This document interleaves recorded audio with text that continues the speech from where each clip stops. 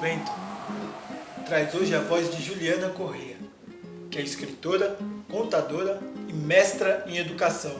Eu sou Leleco. Vamos escutar sobre respeito à natureza? Então, conta, Juliana.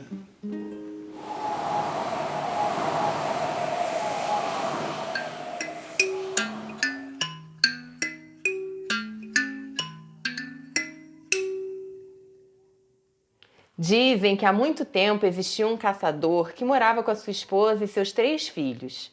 Ele costumava espalhar armadilhas pela floresta, cavava buracos, fazia covas bem fundas, cobria com folhas secas, com galhos e ali conseguia capturar animais. Um dia, o leão o viu, pulou bem na sua frente e perguntou o que o caçador estava fazendo ali. E então o caçador respondeu que aquelas eram armadilhas, que ele precisava capturar animais e que isso não tinha nenhum problema, afinal de contas a natureza não tinha dono. O leão deu um rugido bem alto e disse ao caçador que a partir daquele dia ele lhe deveria tributo, ele teria que pagar imposto, porque aquele território lhe pertencia. E então combinaram. Cada animal que o caçador capturasse, o animal seguinte seria entregue ao leão. Um ficaria para o caçador e a presa seguinte para o leão. Caminhando, eles encontraram ali na frente uma gazela presa em uma dessas covas. A gazela ficou para o caçador. E então ele voltou para casa. Avisou sua esposa que no dia seguinte partiria para muito longe, precisava visitar outros parentes que moravam distante dali. A esposa ficou em casa, cuidou dos filhos, cuidou da casa, mas num determinado momento ela sentiu muita fome. Foi até a cozinha e não tinha o que comer. E então ela lembrou das armadilhas, ela lembrou da região da floresta onde estavam as covas e decidiu ir até lá. Só que ela não foi sozinha, não. Ela levou o filho mais novo, amarrado às costas. E então ela seguiu caminhando, até que de repente ela desabou, ela caiu em uma dessas armadilhas. E o leão via tudo de trás de um arbusto. Ficou quieto, em silêncio ali. No outro dia, o esposo, o caçador, voltou para casa. E em casa ele sentiu falta da esposa e do filho mais novo. Procurou por todos os cantos e não encontrou. Decidiu então ir até a floresta, ir até a região onde ele espalhava as armadilhas. E quando ele encontrou a mulher e o filho presos em uma dessas armadilhas, ele entrou em desespero. Então o leão pulou rápido de trás do arbusto, parou bem na frente do caçador e disse: "Essas presas me pertencem." E ali começou uma discussão enorme. O caçador ficou muito preocupado, ficou muito nervoso, pedindo para o leão ponderar, pedindo para o leão ter paciência. Afinal de contas, aquela mulher era sua esposa, sua companheira. E aquela criança era o seu filho mais novo. Mas o leão não queria saber. Não parava de rugir. Até que, de repente, surgiu um ratinho. Um ratinho. E o ratinho ficou ali, olhando para um, olhando para outro, olhando para um, olhando para outro. E sem entender por que eles estavam discutindo, perguntou. Quis saber. Se meteu no assunto. E então o leão explicou para o rato que havia um combinado. Que uma presa ficaria para o caçador e a presa seguinte para o leão. O caçador confirmou, mas disse para o rato que aquela mulher era sua esposa e que aquela criança era o seu filho mais novo. Mas o ratinho não quis saber. Sabe o que ele falou? Trato é trato, combinado é combinado. Você honre com a sua palavra. Mas o caçador ficou tão irritado, tão aborrecido, tão chateado, que virou as costas e foi embora. Largou lá leão, esposa, filho, rato. Pois é. Nesse momento, o ratinho foi para perto do leão e disse assim: "Ora, você conseguiu as presas No entanto, é importante que caminhemos, é importante que observemos como é que essas armadilhas são colocadas, como foi que a própria esposa do caçador foi pega, foi capturada. O leão concordou e caminharam, caminharam, caminharam. Só que o leão não percebia que enquanto o ratinho falava, ele o conduzia para uma daquelas armadilhas também. E aí, de repente, bum! O leão desabou, caiu em uma das covas. Ah, mas a mulher ficou maravilhada, a mulher ficou feliz da vida. E então convidou o ratinho para ir à sua casa. E lá eles cantaram, dançaram, pularam, brincaram. Contam que a mulher lhe ofereceu comida e bebida. Dizem que é por isso que os ratos até hoje gostam de viver na casa dos homens e das mulheres. Dizem também que é por isso que comem, bebem e ainda roem tudo.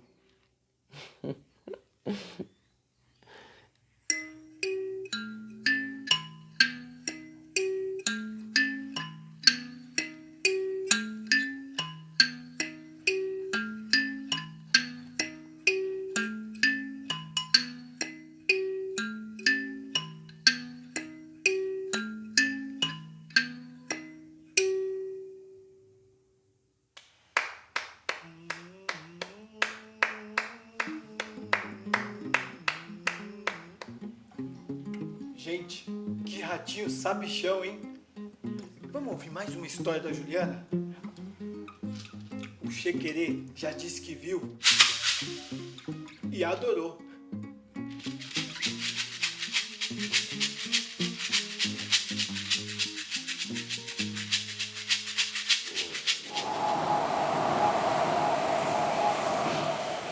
Dizem que há muito, muito, muito tempo, lá para os lados de Santo Amaro da Purificação, na Bahia, vivia uma mulher, uma viúva, que tinha uma filha, a sua única companheira. Certa vez, diante de toda aquela dificuldade, ela decidiu ir embora, caminhar junto com sua filha para ver se encontrava algum lugar onde pudesse viver. Caminharam, caminharam, caminharam, até que de repente avistaram lá na frente um engenho abandonado. E dentro do engenho existia uma capela. E ali elas decidiram montar parada. Elas perceberam que era um lugar onde poderiam pelo menos dormir. Passavam os dias fazendo renda. Sim, e à noite costumavam rezar. Certa vez, perderam a hora e entraram à madrugada ali, orando. De repente, elas ouviram passos, como se houvessem pessoas se aproximando. Então, de repente, a porta da capela se abriu e estavam ali muitas pessoas, inclusive carregando uma rede, onde havia um morto, como se fazia antigamente. Aquelas pessoas todas se puseram a rezar e elas não conseguiam se mover. Elas bem que tentaram, mas o corpo não mexia de jeito nenhum. Continuaram rezando, rezando, rezando até que o galo cantou.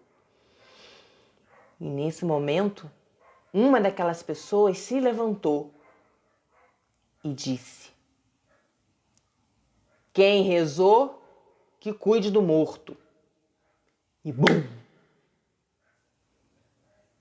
Todas aquelas pessoas desapareceram, menos a rede que enrolava o morto. Ai, as duas não sabiam o que fazer, mas naquele momento conseguiram se mexer e decidiram dormir. No dia seguinte, quando acordaram, qual não foi a surpresa ao perceber que a rede envolvendo o morto ainda estava ali. Ai, a filha da viúva decidiu ir procurar um padre, um vigário. Mas a mãe disse não, primeiro a gente precisa descobrir quem é que está ali. Fizeram então um furo na rede. E qual não foi a surpresa também, quando elas viram que não tinha ninguém. Eram muitas e muitas moedas de ouro que estavam ali, bem diante delas. Elas ficaram ricas, mas tão ricas, que dizem que nunca mais foram vistas lá para o lado de Santo Amaro da Purificação.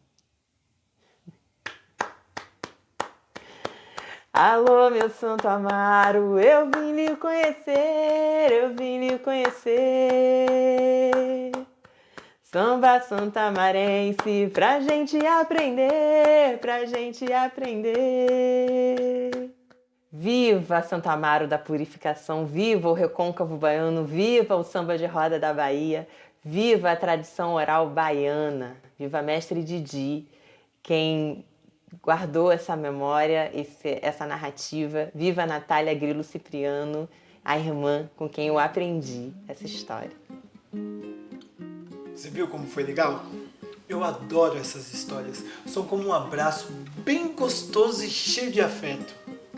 Agora, vamos ouvir a história Anansi Aprende a Voar. Anansi tem abraço para todo mundo. Vocês vão entender por quê.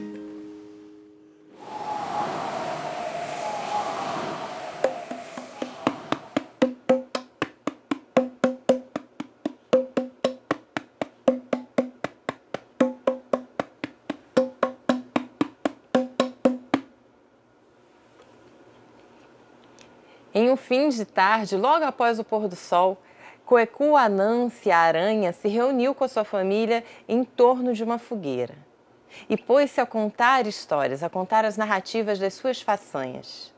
E quanto mais a noite avançava, mais compridas essas histórias iam ficando. Sua esposa, exausta, não se conteve e exclamou: Anansi, eu não sei como você ainda não voou com os pássaros.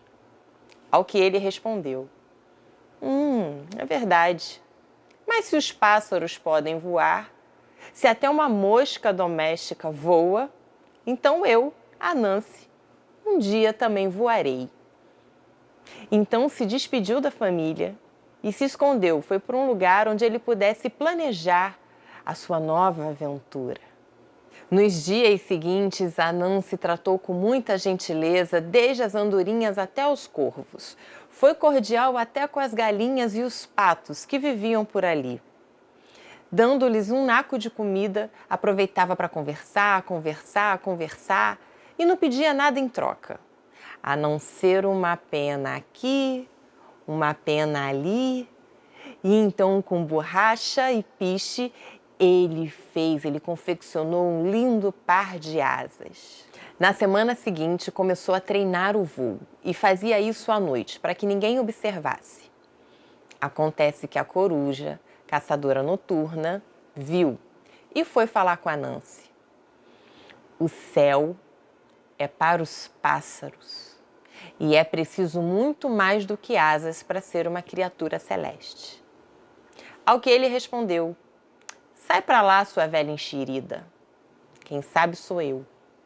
Cala a boca, sua velha enxerida. Vá dormir se não tem o que caçar. E continuou ajustando as asas e treinando o voo.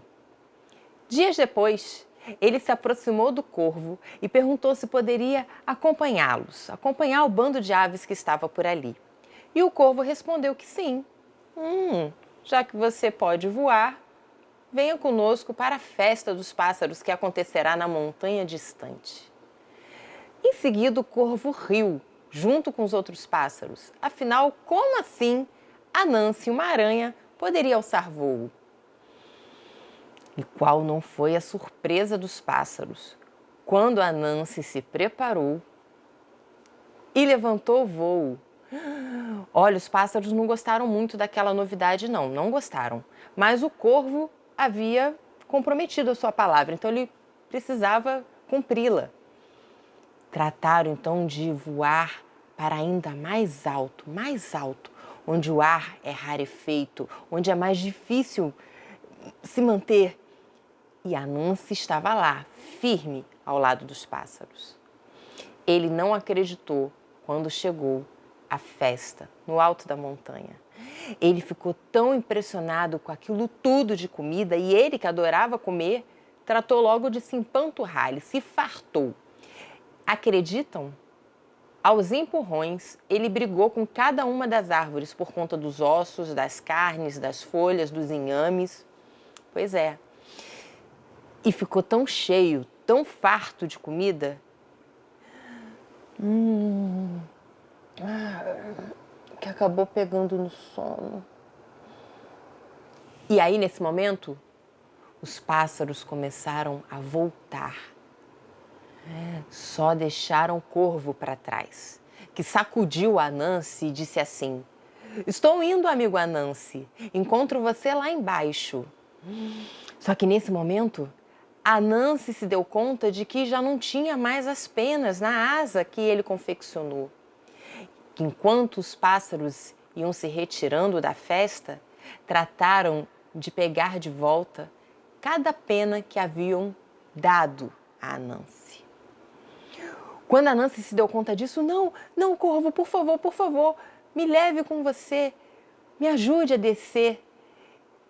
E o corvo, de forma bem debochada, empurrou a Anansi, que despencou lá de cima.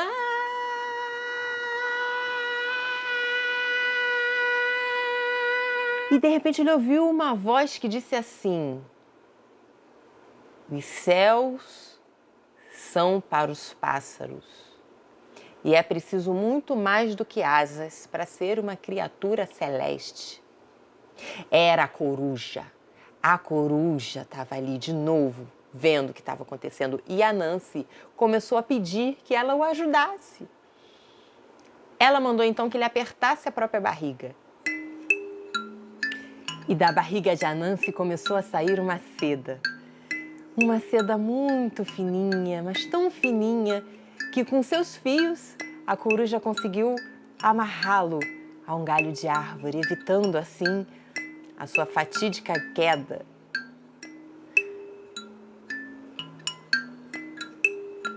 E enquanto pendia ali, Anansi lembrou do que a coruja disse e com muita sabedoria concluiu: "O céu não é para mim." E foi nesse dia que ele aprendeu a tecer belas teias para nunca mais cair.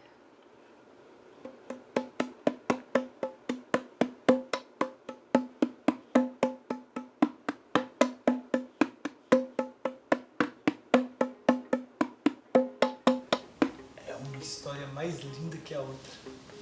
O Xequerê e eu estamos muito animados porque a próxima história fala sobre respeito à natureza.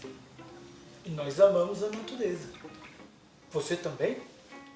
Então, conta, Juliana.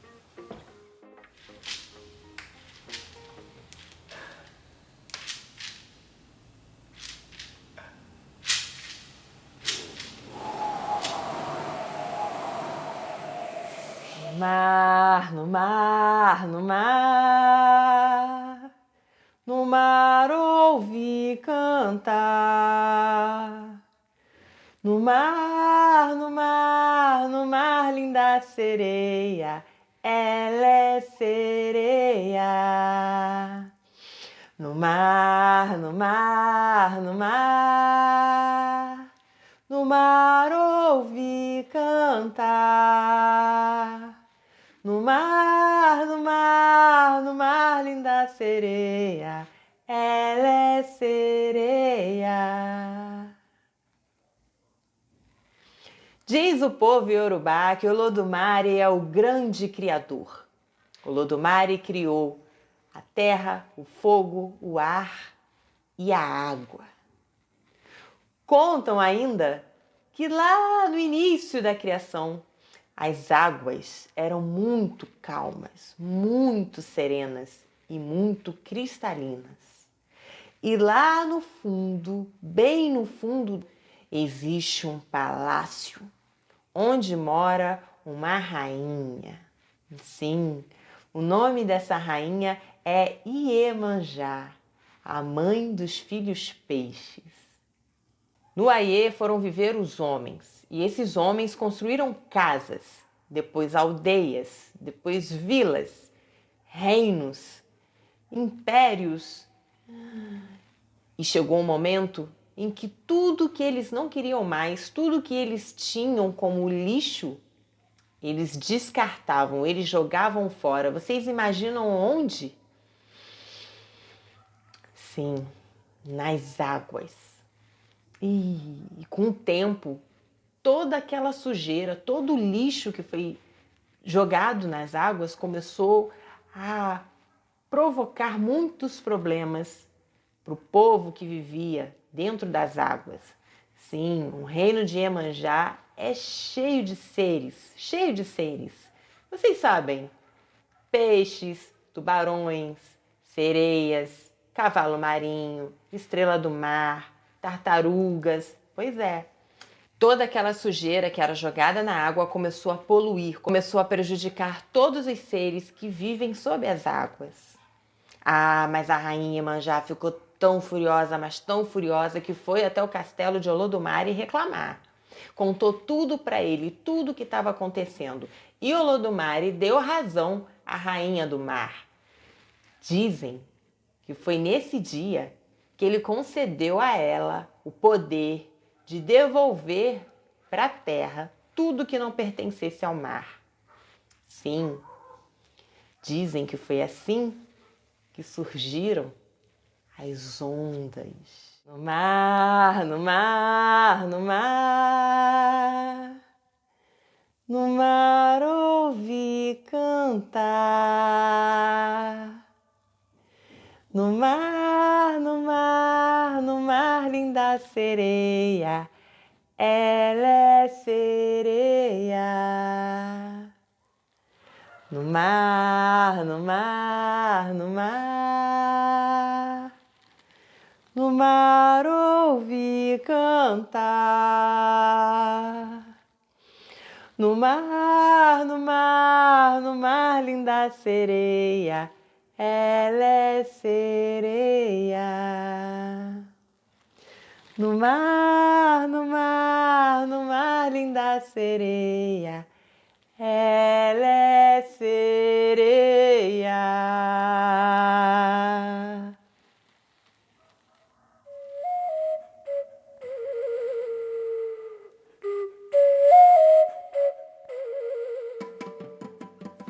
Eu estou muito feliz com as histórias que foram sopradas hoje e agradeço demais a Juliana Correia. Lembrando sempre que a cada novo episódio, uma nova voz é soprada. Eu já estou ansioso. E vocês?